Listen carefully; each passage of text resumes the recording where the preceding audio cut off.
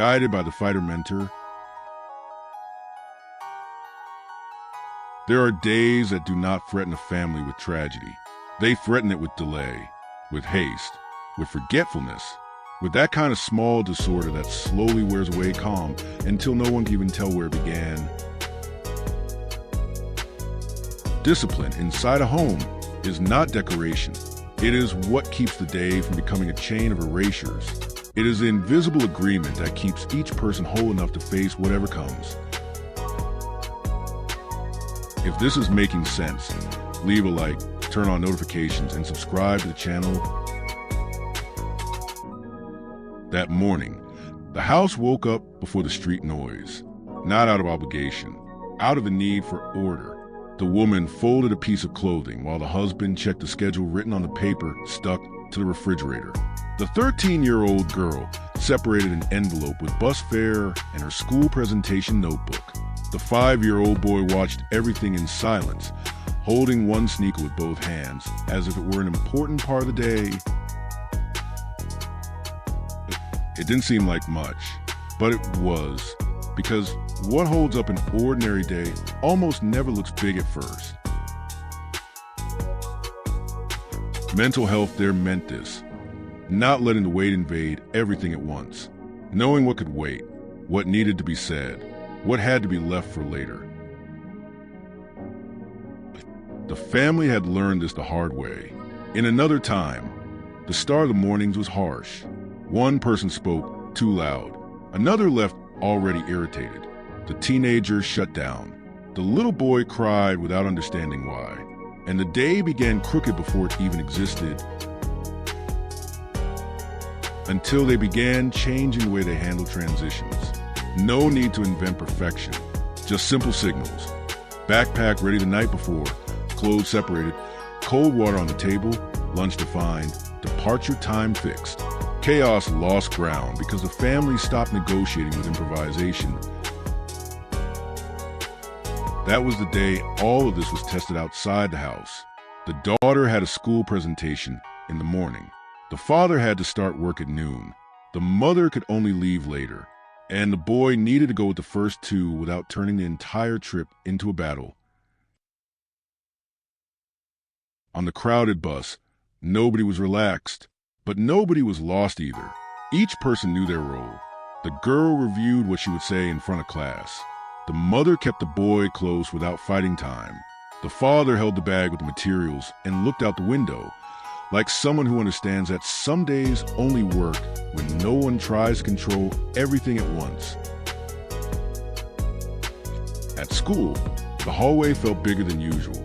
Children running, parents rushing, teachers calling names. But the girl didn't break down, because at home she had learned how to prepare without depending on the mood of the moment. She breathed, read her notes one last time, and walked into the room with a body firmer than it had seemed minutes before. What changed was not the presentation. It was the way she arrived at it.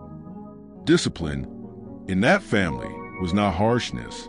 It was precision. It was respect for what supports others without being seen.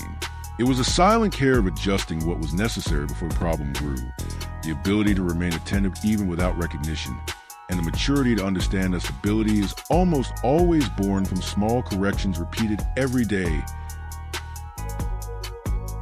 While the daughter presented her work, the mother took the boy to the courtyard, not to distract him completely, but not to demand more from him than that small body could handle.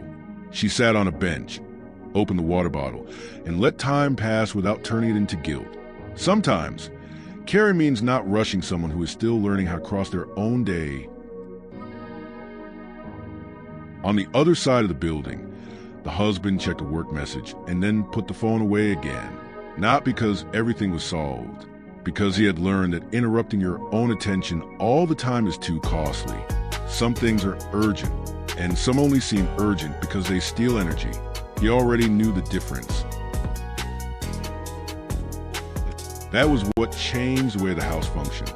Stopping the habit of responding to everything as if everything had the same weight. Choosing what came first. Protecting what needed to remain. girl finished her presentation without a shaky voice, not because she was completely calm, but because she was not alone inside herself. She had been prepared to go through difficult moments without abandoning herself, and that is worth more than any pretty phrase.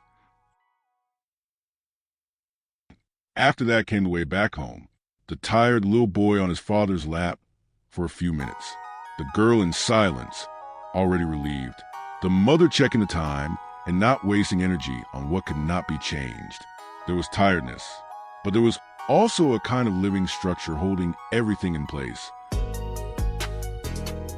There's a big difference between moving and progressing, between filling hours and building direction, between being tired and being truly drained.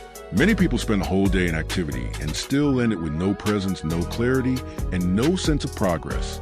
Because real progress is not born from excess movement, but from energy placed into what truly sustains a path.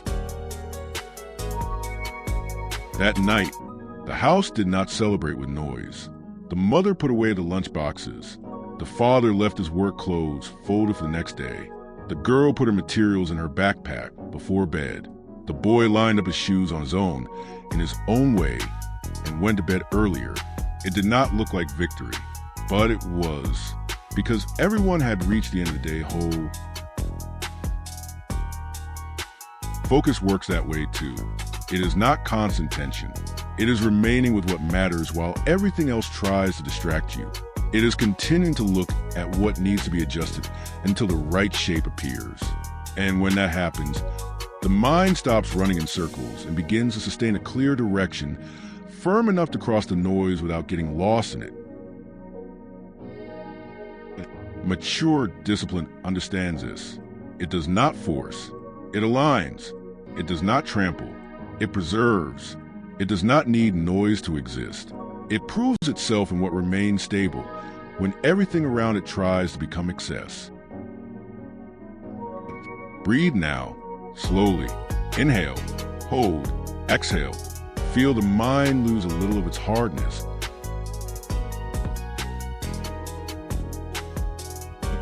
There's a quiet strength in those who learn to make less noise inside. It is not weakness. It is mastery. Those who master their own attention stop living in improvisation, and that changes the way they face every hour of the day, because the mind no longer scatters itself into everything that appears. It sustains what matters, avoids useless reactions, and keeps firm what was chosen consciously, even when the environment tries to pull in another direction. And that is what changes everything. The day stops being a place where life happens against you and becomes a space where you finally manage to build without falling apart in the process. The difference lies in stopping the habit of treating every moment as a threat and begin to treat it as construction material.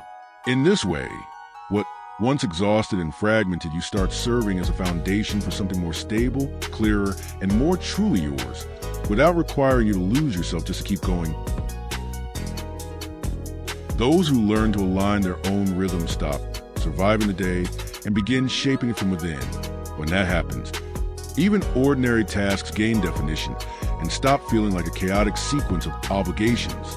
The body responds with less tension, the mind with more clarity, and presence stops being brute effort and becomes a natural part of the path.